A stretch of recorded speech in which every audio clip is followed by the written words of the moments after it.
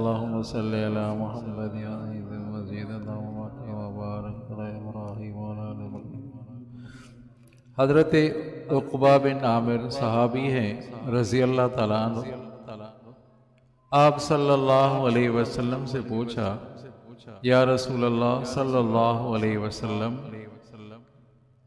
کون سی چیزوں میں نجات ہے؟ کس چیز میں نجات ہے؟ آپ صلی اللہ علیہ وسلم نے فرمایا تین چیزوں میں نجات ہے۔ صحابی نے سوال کیا کہ نجات کون سی چیزوں میں ہے؟ من نجات یا رسول اللہ صلی اللہ علیہ وسلم؟ آپ صلی اللہ علیہ وسلم نے فرمایا تین چیزوں میں نجات ہے۔ املک علیک لسانک ولیسک بیتک وابک علی خطیئک۔ محبوب مصطفیٰ صلی اللہ علیہ وسلم کا فرمان، تین چیزوں میں نجات ہے۔ املک علیک لسانک، زبان کی حفاظت کرنا، زبان کی حفاظت کرنا۔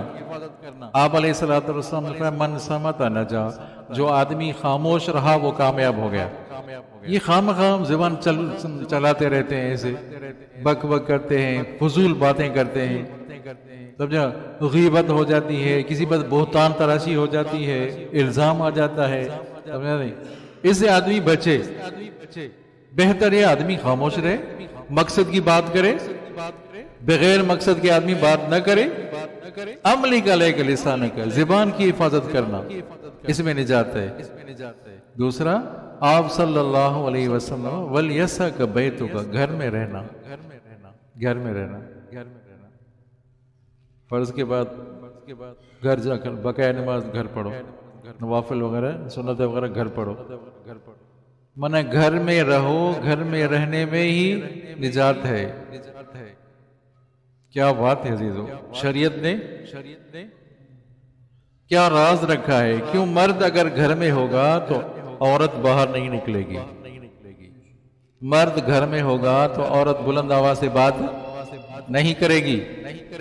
ہم چوراہوں میں بیٹھ جاتے ہیں، باہر فارغ ہوتے ہیں، ہوٹلوں میں بیٹھ جاتے ہیں، بھئی گھر میں کوئی بندہ آئے، کوئی دروازہ کھٹکھٹائے، عورت جواب دے دے، جواب کون دے؟ اگر آپ فارغ ہو تو گھر میں بیٹھو، یہ شریعت کا حکم ہے۔ گھر میں بیٹھ جاؤ، باہر نہیں بیٹھو، چوراہوں میں بیٹھیں گے، بیٹھکوں میں بیٹھیں گے، دونوں چیزیں۔ تیسری چیز، وابک علی خطیئک، اپنے گناہوں پہ رو، گناہوں پہ رو، سمجھا؟ ایک ایک لفظ، ایک ایک جملہ قیمتی ہے، اگر آدمی غور کر لے، سمجھا نہیں؟ آپ علیہ السلام نے فرمایا اگر کسی نے، سمجھا نہیں، آنسو رویا اور آنسو مکھی کے پر کے برابر نکلے، مکھی کے سر کے برابر آنسو نکلے، پھر ان کے اوپر جہنم کی آگ حرام ہو جاتی، جہنم کی آگ حرام ہے۔ اللہ تعالیٰ کتنے مہربان ہے، آنسو تو آدمی بہا لے، ندامت تو کر لے، چلو آنسو بہانا نہیں آ رہا تو وہ رونے والی آدمی شکل بنا لے، مصنوعی شکل بنا لے، سمجھے نہیں؟ اللہ تعالیٰ کو ان پر بھی رحم آ جاتا ہے۔ ایک صحابی جنگل میں جا رہے ہیں، چڑیا کے بچوں کو اٹھا لیا، چڑیا کے بچوں کو اٹھا لیا، ماں اس کی پریشان، ماں نے دیکھا کہ وہ بچے اٹھا کے جا رہا ہے، ماں ان کے بچوں کے اوپر گر گئی، ماں گر گئی، کیوں؟ اپنی جان کی پرواہ نہیں کی، اور بچے ہیں نا۔ آپ صلی اللہ علیہ وسلم بھی موجود تھے، آپ صلی اللہ علیہ وسلم کو بتایا گیا، رسول اللہ یہ واقعہ ہوا۔ آپ صلی اللہ علیہ وسلم نے فرمایا کہ یہ دیکھ رہے ہو نا تم، یہ ماں اپنے بچوں پر کتنی مہربان ہے، کتنی مہربان ہے۔ اللہ تبارک و تعالیٰ اس سے زیادہ بندوں کے اوپر مہربان ہے۔ کیا بات ہے عزیز، وابک علی خطیئک، اپنے گناہوں پہ رو آدمی، پشیمان ہو جائے، ندامت کرے۔ رونا نہیں آتا تو آدمی رونے والی شکل تو بنا لے۔